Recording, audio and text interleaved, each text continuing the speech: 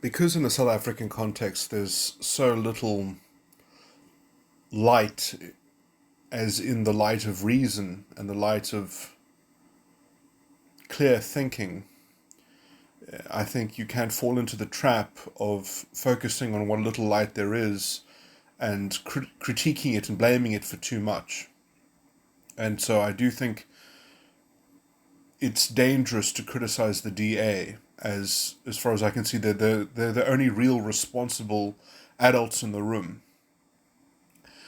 But I'm going to continue now to criticize the DA because I think their hands-off approach does them no favors. And what I mean by their hands-off approach is that there's this tremendous trepidation around antagonizing the poor black voter. You know, there's this oversimplistic reduction that the problems of South Africa are so degrading in their sort of medial presentation or manifestation in the life of the poor people that you can't expect these people to be politically literate. You can't expect these people to be responsible to liberal values. You can't expect these people to have a kind of moral standard that has them care about things like corruption. It's more about, hand to mouth. Is something saying that they're going to be assisted in some kind of immediate triage or something like that. The reality of what's going on here, as far as I can tell, is that the DA just doesn't want to get into the contest of ideas with black fascists, essentially, with the kind of black identity politics. It's too toxic to get into the trenches and fight that battle. It's too much of a political diversion. It's a hill that it's not worth dying on, essentially. And so it's better just to kind of leave the topic completely aside and let the black intelligentsia carry on, sort of promoting its black elite ideology of scapegoating everything onto racial politics. And then the DA just complains whenever the race card is being used, but it doesn't actually combat it directly. Now, this is I think a problem, and I'll say exactly where I think it needs to be, where the solution is located, because you have, for example, I don't know how to pronounce the name of the school. I think it's Royalston or something like that, or Royston or something like that, which is a school that has adopted sort of microaggressions into its code of conduct. And, the kind of critical race theory is being woven into its moral fabric.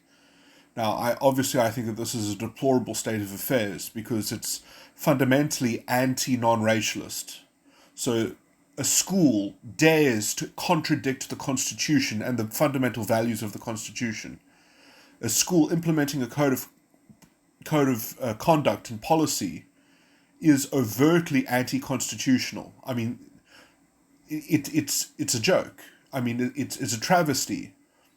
I mean, I hope these people are destroyed in their careers for allowing such a thing to happen. But if we lived in a functioning state with a functioning judiciary, these people should receive jail terms in terms of the damage that they're doing to the morality of the youth and indoctrinating people in anti-constitutional propaganda. It's utterly contemptible. Anyway, my point is that this kind of stuff is actually being promoted because there are consultancy firms that go around teaching people about anti-racism, so-called, which is CRT, black identity politics, in just another veil, by another name.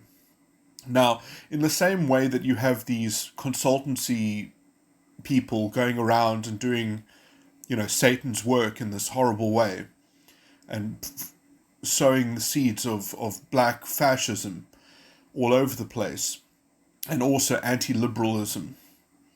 In the same way that that happens, there should be another kind of consultancy where, people go to schools like Fishhook and try to repair the damage done by these evil people and teach people about liberalism and teach people about non-racialism and what the Constitution actually teaches and the morality of the Constitution. That, I think, is basically the solution.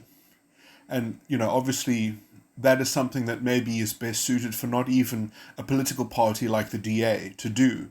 That is just something that should happen in civil society, and something that the DA could form a broad coalition societal alliance with.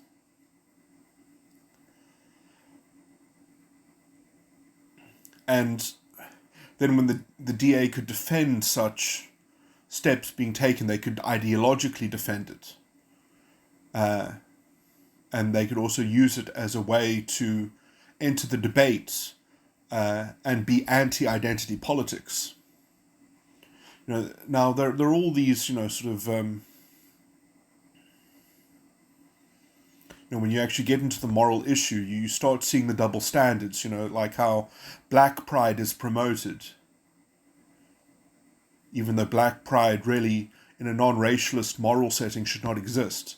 No pride should be associated with a race. You can associate pride with a culture, with a kind of ethnic, historical experience and context, but there's no such thing as a racial experience, except those imposed by systemic oppression and social injustice. Talking about the black experience only makes sense when you're looking through the lens of history. But importing that into the present day and saying that you've inherited something from history, from the oppression of history, that's a very dubious historical claim to make. And a very dubious contemporary moral claim. Because exactly what is being inherited, you really can't say. No one can know for sure. It's an unknown quantity of some kind of oppression. What are you going to attribute it to?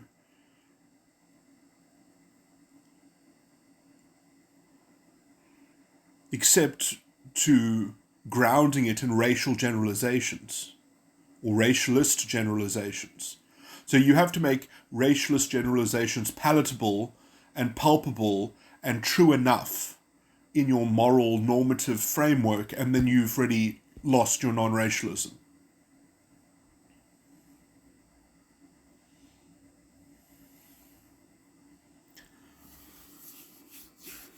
Now, we have other words that can be used. Historically disadvantaged. But the idea that there is a necessary correlate between historical disadvantage and present-day disadvantage, it's very dubious. Because how are you going to map that to apartheid as if it's going to be some kind of original sin? What about the blame of the 30 years of misrule, of ANC misrule? What about the accountability of the voter, of the electorate, which is majority black? So, you purposefully have to completely steamroll or minimize the concept of black accountability or black responsibility, while still hanging enough to racialist generalization in order to attach attributable oppression to that was caused by apartheid. So, you end up with a whole mishmash of double standards and inconsistent applications of generalizations. The whole thing is rubbish and is morally poisonous. Anyway, that's just, I guess, perhaps one example of a kind of... It shows just how fragile the racialist mentality is, and in its fragility, it has to demand a kind of orthodoxy and a kind of mass, popular, authoritarian bent that everyone has to join as a kind of collective groupthink to make it operable. And if anyone dissents from this, then they have to be banged down like the nail that sticks up. Now, this is obviously antithetical to liberalism. It destroys the dignity of the individual. And it creates a disgusting form of racialist politics which engulfs everything and that moves to take over everything. So I do think that black fascism is going to be essentially the cultural fate of South Africa if we don't start getting into the culture war around non-racialism, which, as far as I can see, there aren't very many players in that fight. People are not really interested in it. And to me, it's quite disgusting how, people that you would think are nominally for the Constitution of South Africa, are nominally liberal-minded people, how they've just joined the cult and the fad of, sort of racialist nonsense and, the kind of banging the drums of black pride and other, sort of disgusting concepts that should not have been, which are not a tool to build anything. They're just a kind of fragile defensive mechanism, the more to which you depend on, the more hazardous of an environment you create in order to create a worldview that's capable of being consistent with that kind of garbage. So, you have people essentially choosing black pride over having a civilization. They would rather have their black pride than do anything about corruption. Or corruption is a much lower offense on the totem pole as essentially recovering the majesty of the black identity, which is itself just a kind of useful political shield that political elites can use to scapegoat the fact of their mismanagement and non-performance. So, we have severe damage that has been done to our liberal democracy, and we know who has spread this disinformation. We know who has spread this racialist propaganda. It's been partly the government, and it's been partly a corrupt black elite. I have a whole video explaining how imposter black elite ideology, creates is its own manufacturing breeding grounds for a kind of toxic racial resentment that's used to cover over its own ideological failures and its own moral failures, because black economic empowerment doesn't trickle down. It almost practically will never trickle down, and it can't trickle down to help everyone. And so that's why it's so vehemently doubled down upon, why it's so vehemently argued. Because it's being argued by people with a guilty conscience, because they have profited, the elite, the black elite have profited from it.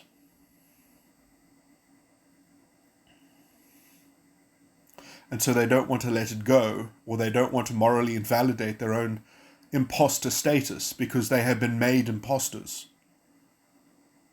They have been given positions that they have not, or that they can't know if they've earned them or not, because they've just been mandated to be given a quota.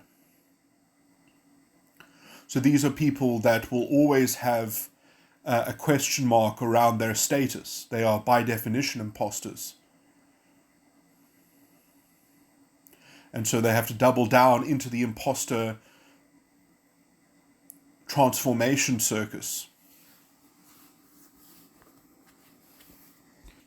So we have all these bitter and hard truths that are created by this stupid and corrupt moral ideology of this neo-racialism.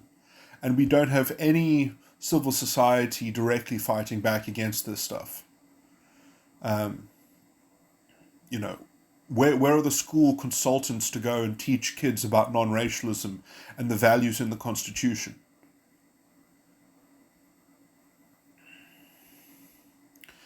Now, I mean, the only thing that I can think to put this at the feet of is the DA. They would be aided by such efforts in civil society, and obviously the DA can't do everything. But, there's a large component of what is wrong in politics is a cultural corruption that's happened in South Africa. And yes, it's happened because of importing, the toxic racialist ideology from North America. And, the normalization of identity politics, which is effectively a kind of fascistic worldview. So, we've got our homegrown brew of this fascism. And I don't see anyone countering it. So that's... The DA stands symbolically against these things, but they don't enter the argument.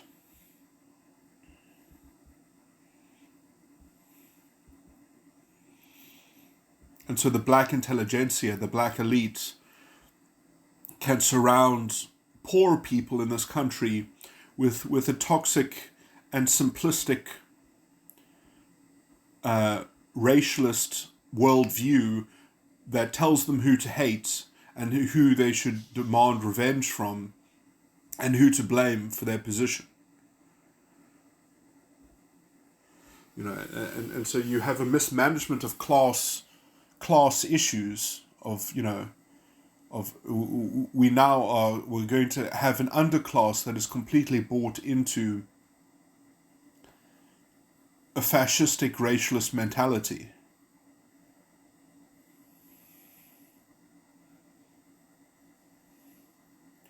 So that's the general trajectory that I see that we're on. I guess I can't say anything more about this, except that something must be done about it.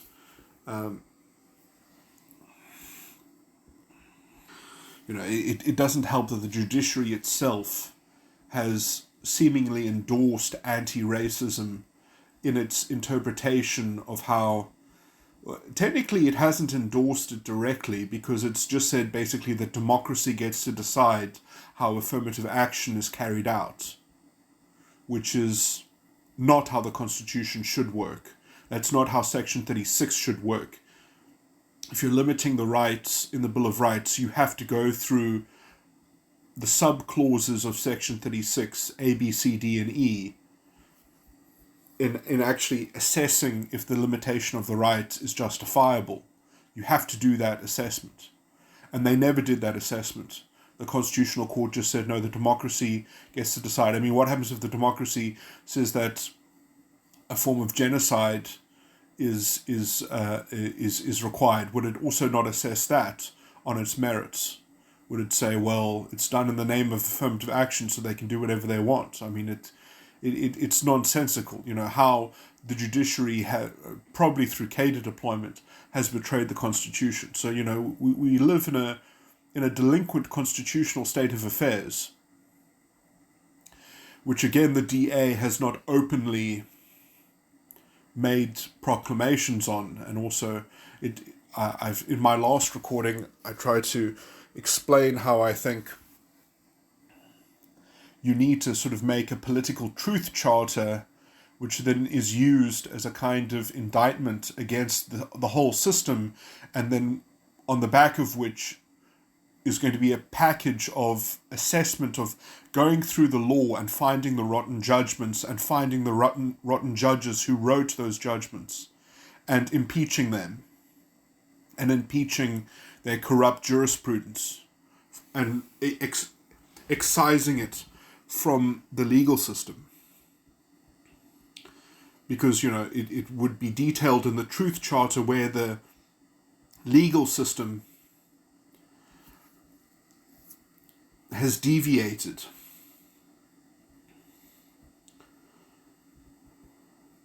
Where the mismanagement and the misrule and the misgovernance has stepped in creating a corrupt state of affairs in South Africa, an anti-constitutional state of affairs. A truth charter that measures the invalidity of the state to the constitution, which is very sad to include the judiciary as well, and the betrayal of the judiciary of the value of non-racialism.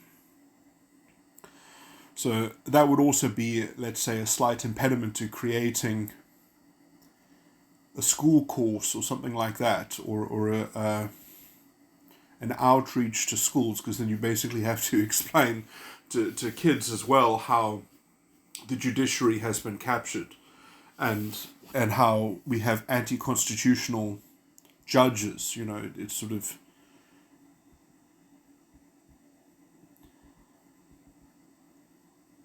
it's a horrible position to be in.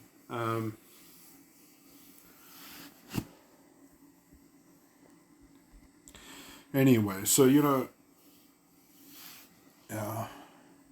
cornered on all sides. I wonder if this is how Jordan B. Peterson feels after he's lost his court case on free speech in Canada.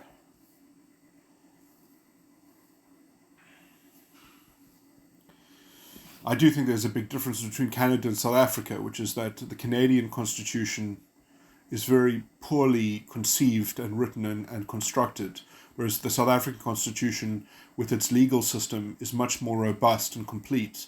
And so the betrayal of the Constitution in the South African sense is much more overt.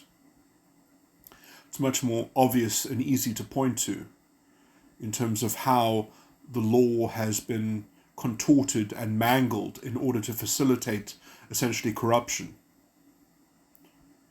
via the ideological bridge and conduit of this racialist anti-racism.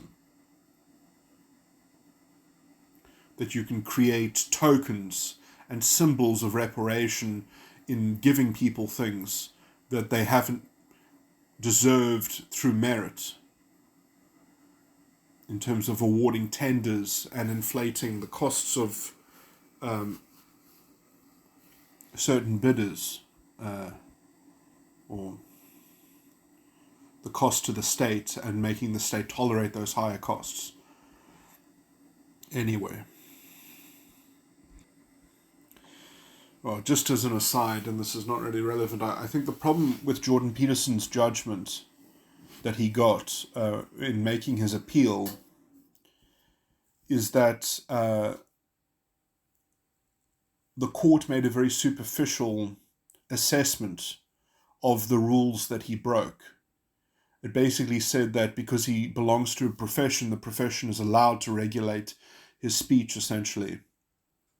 It's allowed to make rules. Now I can even agree with that in principle, but it's the court's responsibility to actually assess whether the rules are good enough, to assess what the rules that were broken are, and if those rules are justifiable within the context of a right to free speech, a charter right, in the Canadian context. Now, the court basically treated that whole issue as a private matter to be privately orchestrated by the college. The College of Psychologists, the professional association.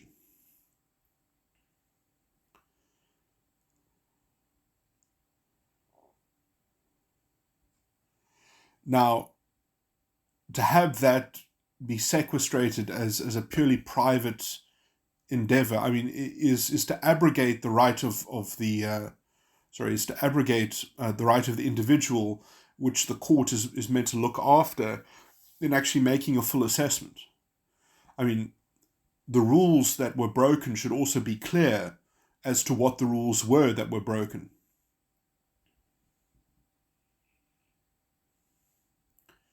And they weren't even restated or delineated in the judgment. It's actually quite ridiculous. It's almost like reading a hypothetical judgment. It stays so abstract and so superficial then it's actually quite laughable.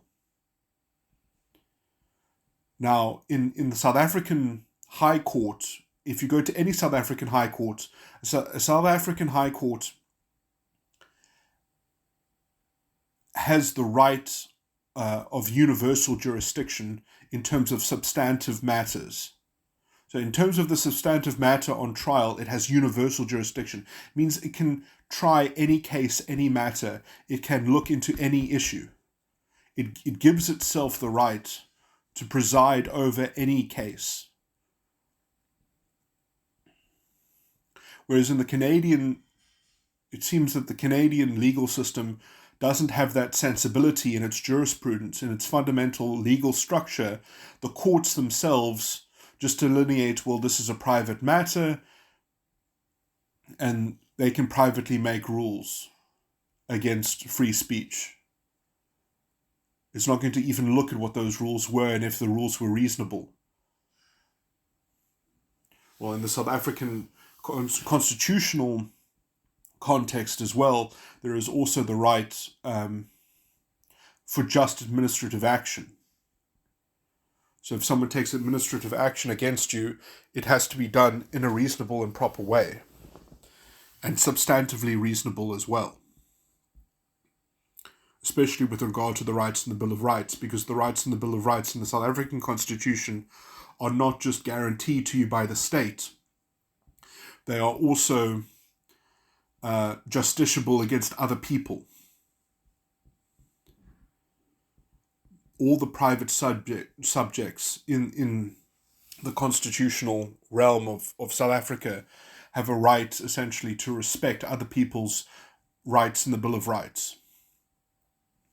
Obviously, that might radically change in terms of what particular obligations will result from that. But anyway, so the jurisprudence in South Africa is very clear that if something like Jordan Peterson's case were being tried in South Africa, the rules of the private organization, of the professional psychologists, would have actually had to be reasonable, and they would have had to be trotted out, and they would have had to be tested constitutionally.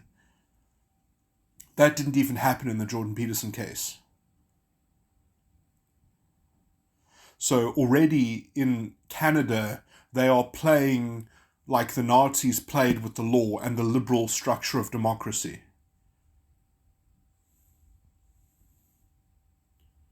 They look into a matter as superficially as they possibly can. So, I mean, it reads as corruption. If you read the Jordan Peterson judgment in the appeal court, you can tell that you know, there's no... Now, the question is, who do you blame for this? You know, is this a weakness in the Canadian system? And I think yes. This just proves that the Canadian legal system, although it's based on common law, doesn't have a substantive enough, broad enough framework. But this has always been the problem with the British common law, is that it's not well developed. It doesn't have enough fundamental principles woven into it. It's purely a kind of animal from experience. And so, unless you have a particular case law talking about broadening the scope of inquiry that the court must take into account, anyway, it's pathetic. It really is pathetic. I would also argue that this is probably a direct consequence of Canada being so close to America, because the American court system also operates in exactly the same way. They don't have a broad enough substantive legal system. It's all based on a kind of procedural meticulousness and democratic machinery that has created very peculiar and particular opportunities for people to prove certain kinds of cases. So, you know, you grow by adding torts, by adding civil wrongs, by limiting people's, well, you see, this is the problem, is that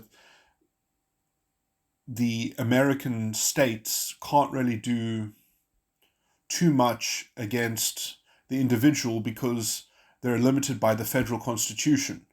So you can actually get a kind of diminishment of, let's say, the spirit of the rights in the Bill of Rights in the American system.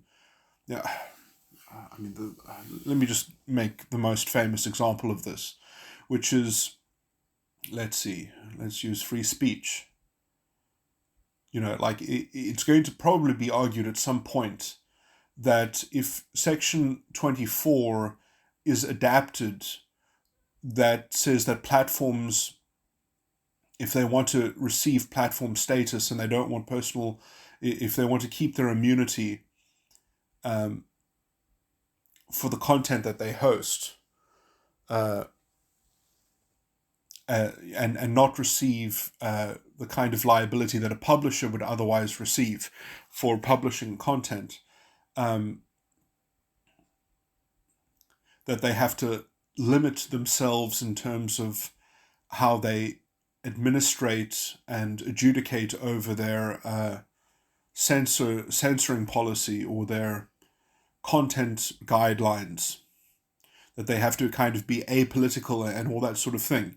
All that is going to be a Bill of Rights showdown, because now government will essentially be dictating to private entities how speech is going to be conveyed. Now, although that you can basically say these companies are technically town squares, they're technically platforms, and Section 24 immunities have to do with, is it Section 24? Is it, what's it called? Section 203 or something? I've forgotten even what the immunity thing is. But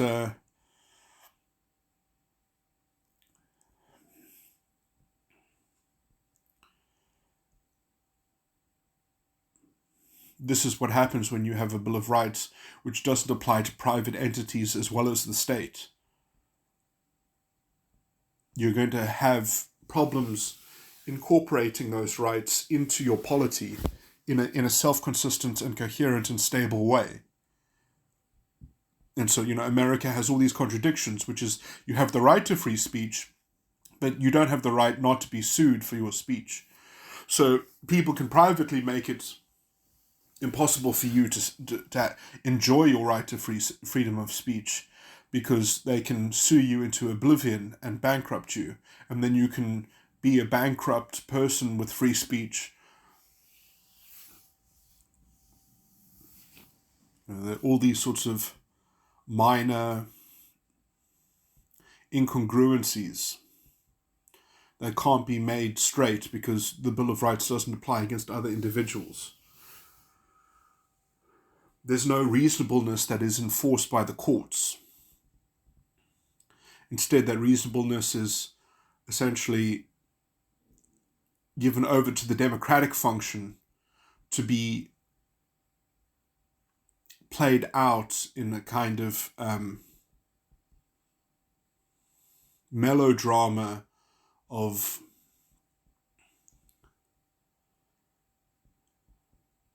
let's say cultural public relations, which politics is essentially there to try to resolve. So you have this kind of constant food fight which is being mediated by the democracy. I think that's the whole thing depends on there being this lively culture which is promulgating the food fight instead of imposing reasonableness on it,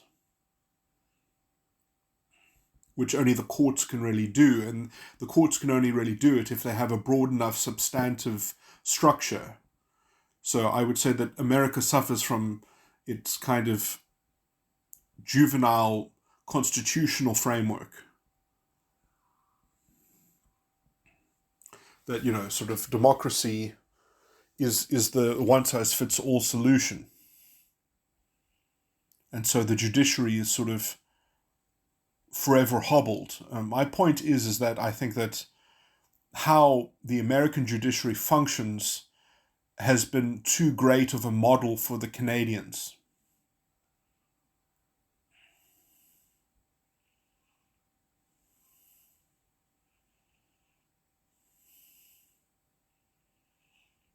it's because in some sense the American system is designed to go wrong so that it can be democratically fixed. So the flux is very real in terms of creating, let's say, a moral jeopardy and a kind of hazardousness in terms of the moral fiber of society. And you get also, I mean, the reason why I find it so distasteful is that, I mean, on some rudimentary, almost theological framework, it does kind of work. It can function. The problem is that so many of the problems that are being adjudicated democratically are sort of perennial problems that are essentially a form of entrenched political corruption, which have themselves been woven into a kind of cultural partisanship and a kind of divided polity. And I mean this just between the Democrats and the Republicans. And I mean this in the old iteration, not in the new one. I mean, the new one is, essentially authoritarian woke versus libertarian conservative. Now, I mean, that's a divide where it's very obvious whose side you should be on. You should be on the conservative side. But the problem is that I do think that there isn't enough in the American system that is an antidote, that if you merely conserve those things, that you protect yourself against the authoritarian woke. And this has to do with my judge example. Sorry, I'm rehashing things these are tangents to my main issue, but let me just finish this one thought. I mean, the problem with the American judiciary can be summed up that if a leftist or a woke authoritarian goes to court and the judge finds against the woke person, they don't hear the judge saying, what you want is unreasonable, it's morally wrong, it's reprehensible, and I find against you, you should feel bad about yourself. Instead, they hear the judge say, I'm ruling against you, come back when you've taken over the democracy and you've changed the law enough to make me rule in your favor. That essentially the only thing that comes out of the mouth of a judge is a kind of democratic moral relativism. So the law itself has no value other than its democratic validity. So there is no rule of law in America. There's only the rule of man. And when you don't have the rule of law,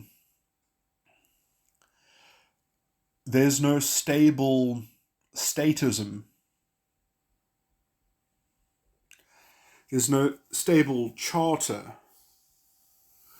I think I'm beginning to understand people who complain about the charterists. I guess they're complaining about me.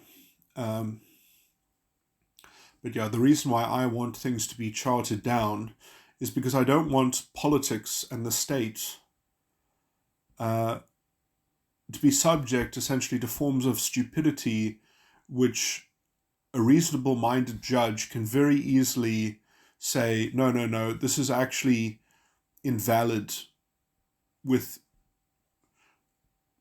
liberal rights that belong to individuals, and that we need to maximize, let's say, the good liberal rights which could exist for individuals. And we will give the administration of the state, what's left over from that judgment capacity to a legislature and an executive. But we won't let them get out of control. We won't let them get into sort of paradoxes of corruption and playing fast and loose with liberal rights.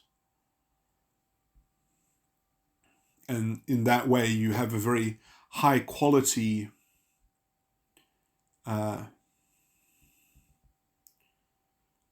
form of governance, because you have a proper backbone of the judiciary there. Now, this is in somewhat only possible because because South Africa has the Roman Dutch law. It has the substantive law of the Romans, which you have to remember that the Romans weren't just democracy; they were also aristocracy. And they needed a legal system that could mediate between warring houses, even. Anyway, let me not give a lecture about the brilliance of Roman law, but basically, I mean, even the aristocrats could see the value of Roman law. It was, no one was above the law. Also because there weren't any impediments to power. The paterfamilias had a kind of dictatorial power within their own, administering their own affairs. The law was about deciding over, let's say, what the fringe of that meant, or what the when affairs turn into controversies, when things have been confounded with other people's affairs, and you need an adjudication over the controversy, and you need a sophisticated enough, principled enough, substantively robust enough system of law that could, in a fair way, in a reasonable way, in a just way, work out, who should be made right and who should be made to pay, and whose obligations are what, and how obligations result into remedies.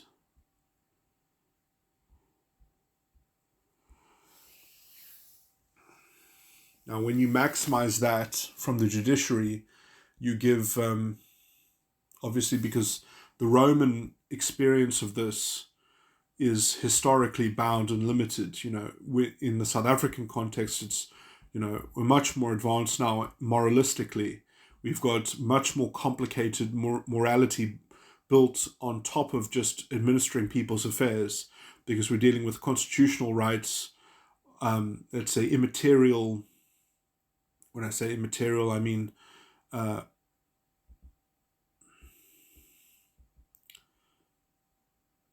things that can't be touched. You've got intangibles. When I said immaterial, I meant intangible. You've got sort of intangible issues.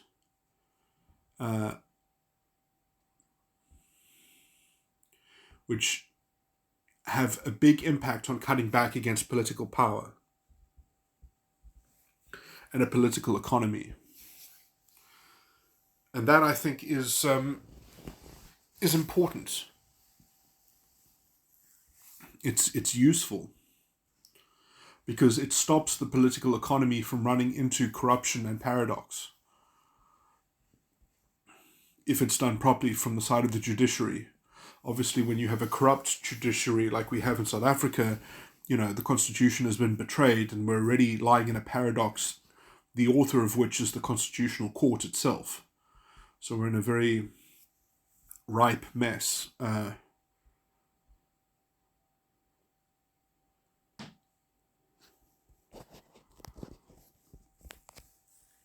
Anyway.